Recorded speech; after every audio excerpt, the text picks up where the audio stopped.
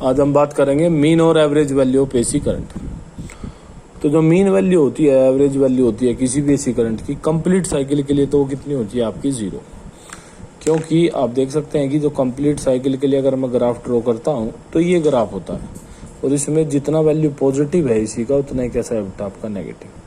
तो जो एवरेज होता है हमारा वो बराबर होता है किसके, आपका total sum upon total number. तो जैसे ही आप प्लस और माइनस को प्लस करेंगे यहाँ पे तो ये 0 बन जाएगा, जिससे एवरेज का वैल्यू कितना हो जाएगा आपका 0 हो जाएगा।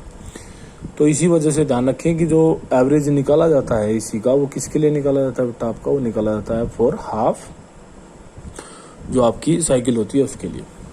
तो अब इसकी डेफिनेशन की अगर मैं बात करूं तो डेफिनेशन क्या कहती है, डेफिनेशन कहती है it is defined as that value of DC. ये डीसी का वो वैल्यू होता है which sends the same charge in a circuit in the same time as is sent by the given AC current in its half time period. Clear बात, यानी कि जब AC ये करंट का, डीसी करंट का वो वैल्यू होता है जब किसी भी सर्किट में जो चार्ज का वैल्यू है एसी के लिए भी और डीसी के लिए भी कैसा हो जाए आपका, सेम हो जाए।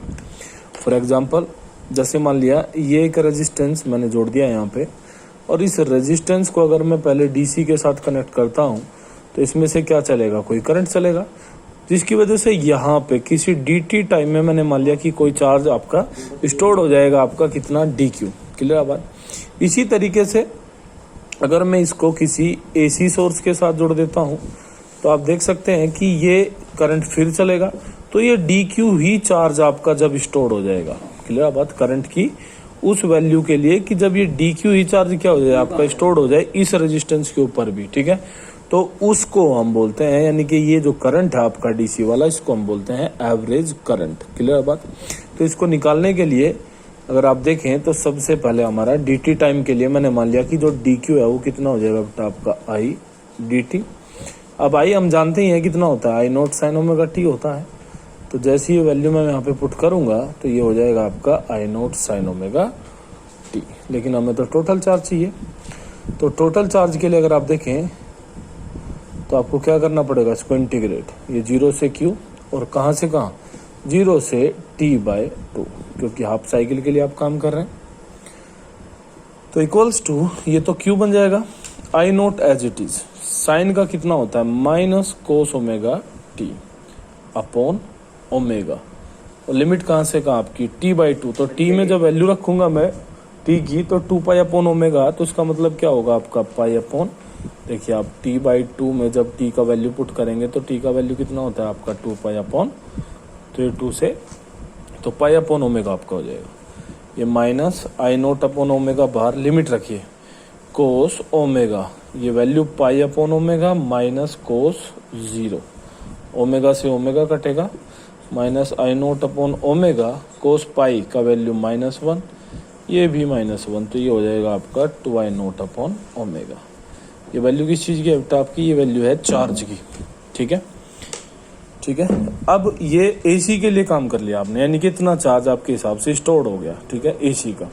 अगर यही काम आपको डीसी के लिए करना पड़े तो डीसी में जो चार्ज है आपका, ठीक है, क्यू, वो बराबर आपके हिसाब से होना चाहिए किसके बेटा आपका, I average into D T के। तो मैं जानता हूं कि ये दोनों चीजें जो है आपस में कैसी होती हैं बेटा आपकी, सिमिलर होती हैं। क्लियर बात, ये दोनों चीजें आपकी कैसी होती हैं, सिमिलर। तो यानी कि जो आई एवरेज है आपका वो किसके बराबर हो जाएगा आपका, क्यू अपॉन जो आपका टोटल टाइम है। ठीक है, इसको आप करके यहाँ से ये लिख सकते हैं कि टोटल टाइम, क्योंकि एवरेज टोटल के लिए निकाला जाता है। तो ये हो जाएगा आपका total charge upon total time. तो टोटल टाइम है कितना आपका, t/2। तो जैसे आप वैल्यू पुट करेंगे क्यू का तो कितना है ये 2i naught upon omega into, और टी का वैल्यू कितना होता है आपका 2 पाई अपॉन, और ये 2 आपका एज इट इज। तो इस 2 से ये 2 कट जाएगा और इस ओमेगा से ये ओमेगा कट जाएगा, तो कितना वैल्यू मिलेगा आपको 2i नोट अपॉन। तो ये जो वैल्यू आप देख रहे हैं यही वैल्यू होती है आपकी एवरेज की, करंट के सॉरी एवरेज की, 2i नोट अपॉन पाई। इसको आप लोग देख सकते हैं आराम से। ठीक है।